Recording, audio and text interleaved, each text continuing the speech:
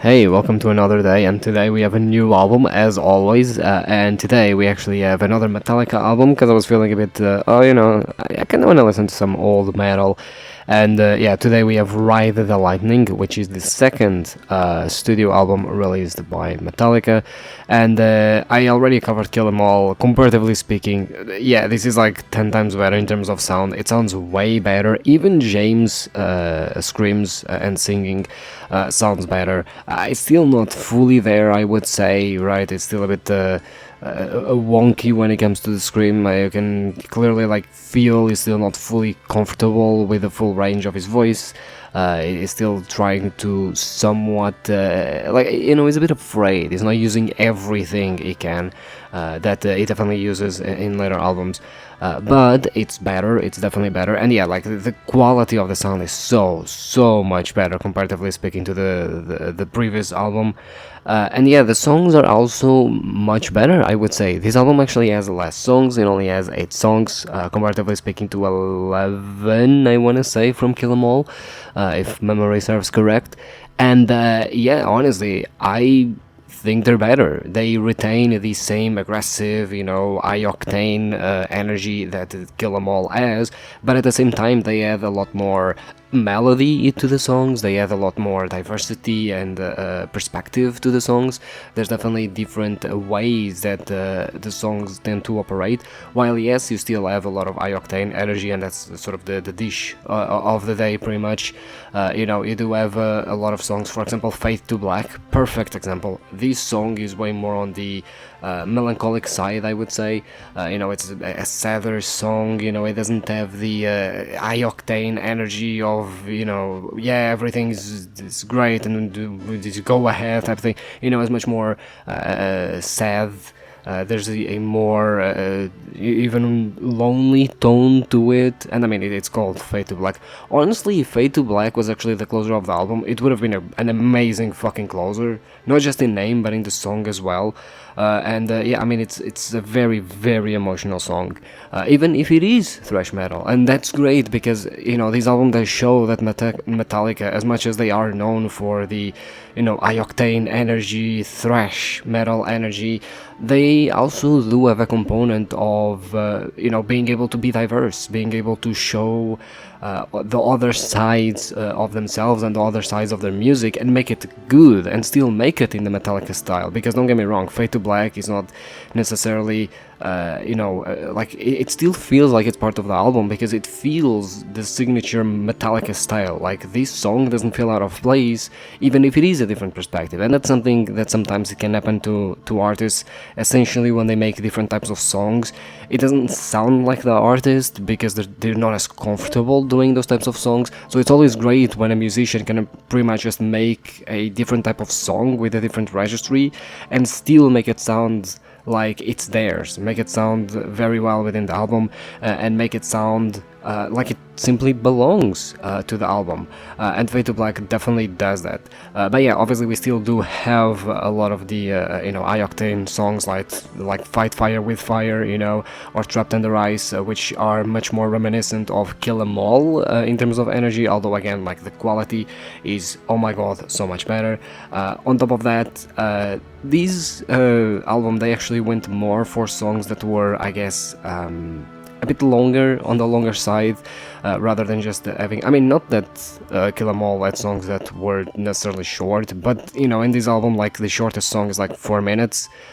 Yeah, it's 4 minutes. It's Trapped Under Ice, 4 minutes and 5. The next one being Escape at 4:25, and then Fight Fire with Fire is 4:45, and the rest is like 5 minutes, 6, and 8, almost 9 minutes.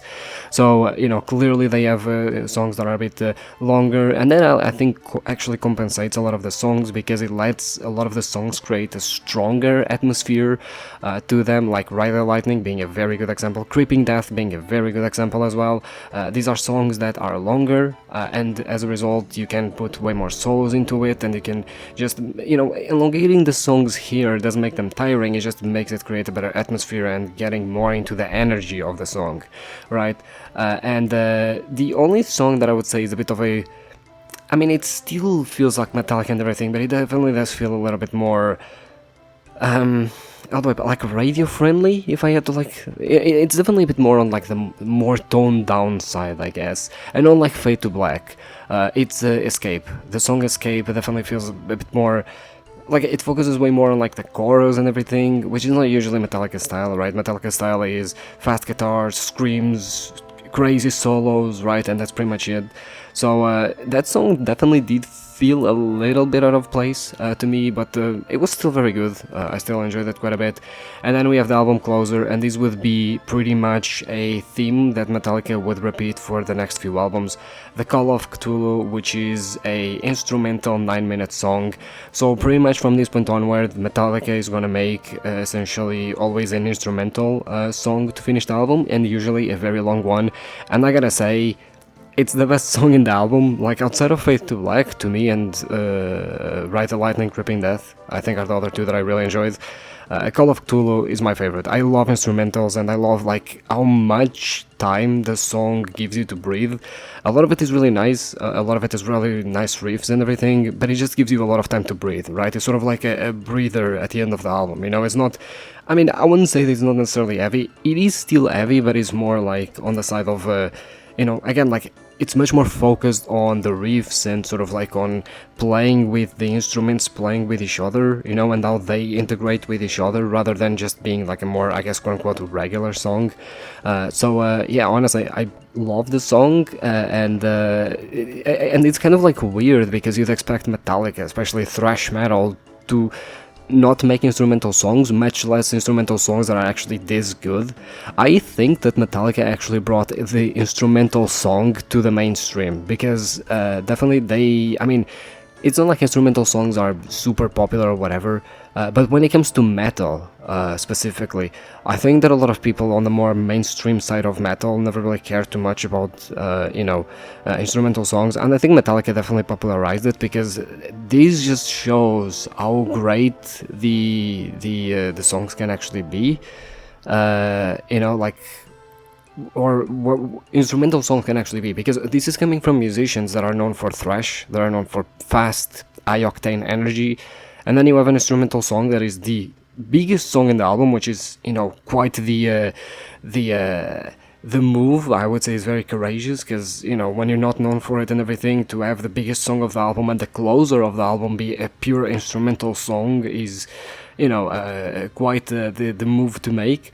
And because you gotta remind yourself that this came out in 84, right? Like, this thing is over 40 years old at this point, right? So while nowadays we are used to, you know, instrumental songs even from like very popular artists and everything, back then, you know, metal instrumental songs like this from such a huge band as Metallica, and I get it, like, you know, at this point they weren't as big as they would become later on, but they were in an ascending trajectory. I mean, pretty much they founded a subgenre, right? They popularized the subgenre. I wouldn't say found, but they definitely like made the subgenre what it is, right? A lot of these subgenres just sounds like Metallica because fucking it's Metallica basically, right? So I think I don't think it's necessarily a mistake to say that these instrumental songs that Metallica made definitely, in my opinion, did showcase to a wider audience that, hey, instrumental songs can actually be really good and can actually display a brilliant amount of talent. Because that's something about this album that I haven't touched, and I haven't touched much on, I guess, the musicians themselves outside of James screaming, is that first of all, the solos are really cool. They're very, like, they just fit the song so well and fit sort of these, you know, fast-paced energy. They're very, like, epic in that, and they're not like the most, I guess, technical or whatever, but they just fit the song so well, you know, like this is the type of shit that you would play like on an air guitar, you know, like you're just mimicking playing guitar or whatever. These are the types of solos that you would play, and the drumming actually like, I know that there's a meme surrounding Lars not being able to drum or whatever, blah blah blah, especially live, but I gotta say, like, especially on these earlier albums, the drumming contributes a lot to the energy the songs have. Like, I think the drumming is a huge part of what gives this high-octane energy to the album, right, and to the songs. Like the drumming is a huge part, and I don't think it's, like, this is why to me it's not surprising that some other metal bands and other metal drummers, like the guy from Gojira, I forgot his name, the drummer from Gojira, cited Lars as one of his biggest influences. And it's like, yeah, of course. I mean, like, when you listen to these albums, like, I think a lot of people forget just how good he actually is at drumming, because these albums without Lars, in my opinion, just would not have the same energy that they have. I mean, obviously nowadays with the drummers we have nowadays, chances are we would have that nowadays. But back again, like, this album came out in '84, like metal was pretty much in its infancy, right? So I think Lars really contributed a lot to just influence a lot of drummers that are more on the side of being higher energy, faster drumming and everything. Again, like, he's a huge part of this. And then the bass. Look, I've heard a lot of metal where the bass is almost indistinguishable from the rhythm guitar or from the drums, right? And here you can really hear the bass. Like, I always love songs, even metal songs, especially metal songs, where you can very clearly hear the bass. Like, I fucking love hearing the bass. It's one of my favorite instruments. When I was younger, I was like, oh, guitar, of course, it's so cool. Nowadays, to me, drumming and bass are like the two biggest things that I look forward to in songs. They're the two biggest things that I definitely pay attention to in songs.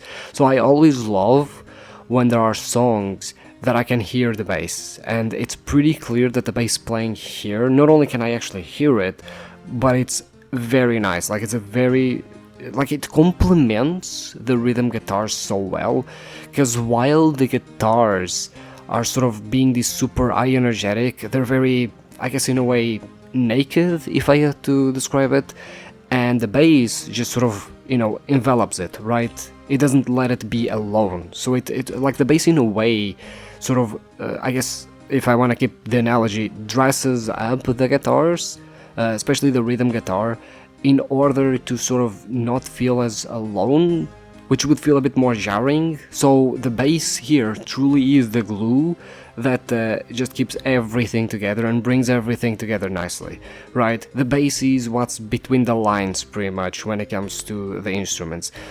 Just honestly, fantastic album. Even, like Escape, I guess, because outside of Escape, every fucking song is amazing. Like, every fucking song is, like, just fucking amazing, right? Escape is a bit, it's not that energy that Metallica has throughout the rest of the album. It's kind of more toned down, because even, again, like Fade to Black, okay, it's not high octane energy or whatever, but it still has that energy, that raw energy, right? Yeah, sure, it might be a sad song, it might be on the slower side, but you have that raw energy. And I feel that with Escape, you don't have that raw energy. Like, the energy that displays is very toned down, even if the song is actually faster than Fade to Black, right? But yeah, honestly, but even then, I still enjoyed Escape, so I think I'm honestly, you know what, I think I'm gonna give this a 10 out of 10. I think it's a phenomenal album. It aged very, very well, honestly. Again, I mean, sure, okay, Doubt it might not be the best, but considering Kill 'Em All and considering that this came out in 1984, honestly, very good quality. And it's amazing to me to see how big thrash metal became and how much influence thrash metal has and have in metal music, especially in the more mainstream metal music. And it's insane to me to hear that this is still so fresh sounding. Like if this were to come out today, people fucking lose their minds, right? So it's still that fresh, even though it's over 40 years old at this point.